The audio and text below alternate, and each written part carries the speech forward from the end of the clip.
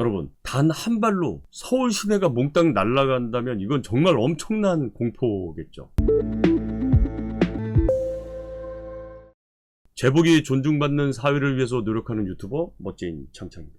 세계 최강 미국이 가지고 있는 바로 핵미사일, 지구 최후의 날에나 쓴다는 강력한 현존하는 핵미사일인 트라이던트 미사일에 대해서 오늘 이야기해 보겠는데요. 이 핵미사일에 대해서는 여러분들 잘 아시겠지만 아인슈타인의 상대성 이론의 결과물로 나오는 거죠. 핵폭탄은 어쨌든 인류가 가지고 있는 재래식 무기와는 차원이 다른 정말 어마어마한 무기가 되겠고요. 북한이 국제사회에서 살고자 하면서 지들이 정말 목숨 걸고 개발한 무기가 바로 핵무기이지 않습니까? 이 핵폭탄을 개발한 지는 인류 역사를 보면 불과 100년도 되지 않았어요. 근데 지금 인류의 존망을 결정하는 데 있어서 어마무시한 역할을 하고 있죠. 1945년 7월에 미국 트리니티 핵실험이 진행이 되었었고요. 최초로 사용한 게 히로시마의 리틀보이였죠. 그 다음에 나가사키의 팻보이가 이제 떨어지게 됩니다. 이 핵폭탄의 강력한 이 파괴력을 봤던 두 나라가 우리도 필요하다, 너도 나도 핵폭탄을 만들기 시작을 합니다. 이러면서 미국과 소련이 이제 냉전이 시작이 되는 거죠. 각각이 어마어마한 예산을 투입해서 엄청난 발전을 이루게 되는데요. 이거는 그냥 무조건 상대보다 압도하는 화력을 가져야 된다라는 일념 하나로 서로가 핵무기를 개발하게 됩니다. 결국 이 냉전 시대에 각자의 의지를 투사할 수 있는 가장 좋은 수단이 바로 핵무기였는데요. 당연히 많은 국가가 핵무기를 보유하려고 했죠. 그러니까 이제 이 핵무기를 또 보유하지 말자, 우리 인류를 서로 위해서 이제 또 좀 조율을 하자라는 그 외교적인 정치적인 노력도 있었던 게 사실입니다. 자, 이런 냉전에서 상대방 국가들이 언제 기습해서 핵미사일을 쏘면 우리가 이걸 막을 수는 없으니까 대응하는 시간은 매우 짧으니까 만일에 니네가 쏜다면 야이씨 우리도 확실히 쏘겠다. 그래서 일단 핵 투발 체제를 신경을 쓰게 됐는데 그게 바로 ICBM입니다. 그리고 또 하나는 SLBM이에요. 그 다음 여러분 마지막 하나가 뭡니까? 전략 핵 폭격기예요. 그렇죠. 우리나라가 여러분 왜 폭격기가 없냐면 미국이 우리나라가 폭격기를 갖게 되면 언제든지 밤에 은밀한 시간에 가가지고 때릴지도 모른다는 두려움 때문에 미국이 우리나라가 폭격기를 보유하지 못하게 하고 실제로 또 폭격기를 보유하게 되면 비용도 많이 들어갑니다. 이 ICBM과 SLBM은요. 미사일이 1000여 킬로 이상 날아간 다음에 적진을 향해서 날아가기 때문에 적 영토를 그냥 무참히 그냥 휩쓸어 버릴 수 있는 거죠. 소련이 미국에 대해서 만일에 쏴도 마하 한 10에서 20이기 때문에 한 10여 분이면 도착을 할 거고 이게 요격하기도 쉽지 않고 그러다 보니까 사드라든지 GBI라든지 요즘은 그 중간 단계에서 또 요격을 하는 여러 가지 기술이 발달되긴 했지만 어쨌든 이게 막기는 쉽지 않습니다. 특히 잠수함에서 발사하는 SLBM은 이게 효과가 더 좋은 게 뭐냐면 플랫폼이 지상에서 쏘느냐 물속에서 쏘느냐의 차이인데 이 잠수함에서 쏘게 되면은요 아무도 잠수함이 어디서 쏘는지를 모르는 거예요. 그러니까 예방을 하기가 더 힘들죠. 이거야말로 정말로 심각한 무서움이 있는 무기입니다. 이게 어디서 쏘고 예방을 할 수 없다 보니까 Mutual Assured Destruction, 즉 상호 확증 파괴 이론, 매드 이론이 여기서 나오게 되는 거죠. 결국 각자 어마무시한 핵미사일을 가지고 있는 국가끼리 전쟁을 한다면 네가 감히 쏴? 그러면 나도 쏴버려 해서 둘 다 죽자, 상호 확증 파괴를 해버린다 라는 뜻입니다. 특히 지상에서는 위성이라든지 여러 가지 레이더와 같은 감시 정찰 자산에 의해서 어느 정도 예측을 할 텐데 잠수함에서 쏘는 거는요 이건 정찰도 안 돼, 위성에도 안 잡혀. 그러니까 언제 어디서 나타나서 쏠지 모르는 무기이기 때문에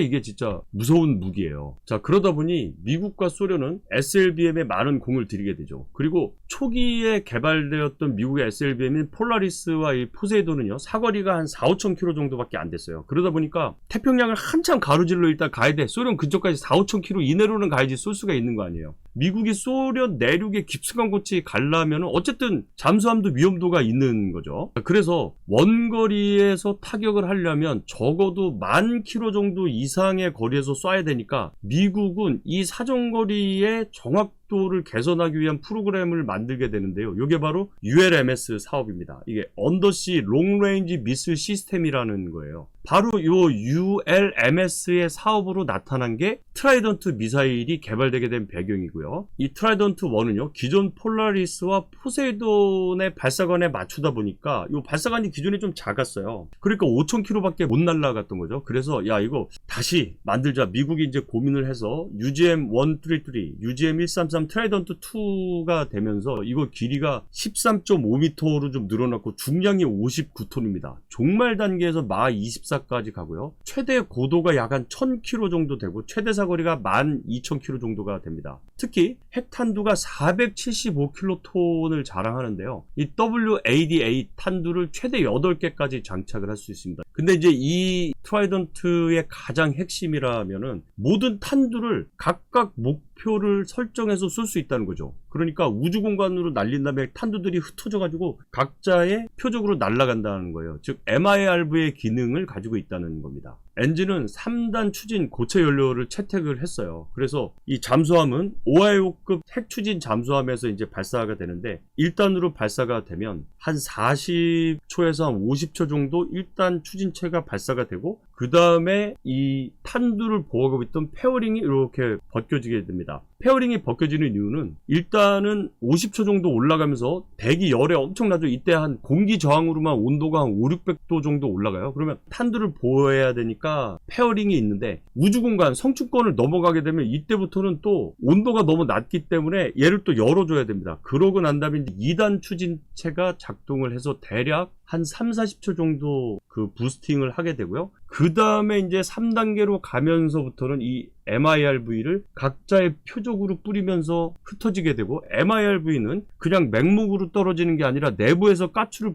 분사를 하면서 이 탄두가 회전을 합니다. 탄두가 회전을 하는 이유는 공기 저항을 줄여주기도 하고 직진성을 높이기도 하고 또 열을 식혀주기도 해요. 재진입할 때 여러 가지 이유에서 이 탄두가 회전을 하게 됩니다. 이 트라이던트 2에 장착되는 핵폭탄의 위력은 탄두 하나당 475킬로톤이에요. 여러분, 히로시마의 리틀보이가 15킬로톤의 힘을 발휘하거든요. 그러니까 거의 뭐 한 20~30배 정도의 그 파괴력을 보이는 거죠. 그거 하나가 히로시마의 15킬로톤일 때 피해자가 20만 명이었으니까 30여 배 정도가 되니까 대략 산술적으로만 계산을 하면 하나의 탄두가 떨어지면 600만 명이 끝장을 본다라는 거죠. 근데 바로 이 14개의 탄두를 실을 수 있는 오하이오급 잠수함에 8발의 트라이던트 미사일을 장착할 수가 있으니까 이 잠수함이 하나가 가서 마음먹고 어느 나라를 만일에 때리기 시작한다면 나라 하나가 그냥 순삭 증발돼 버리겠죠.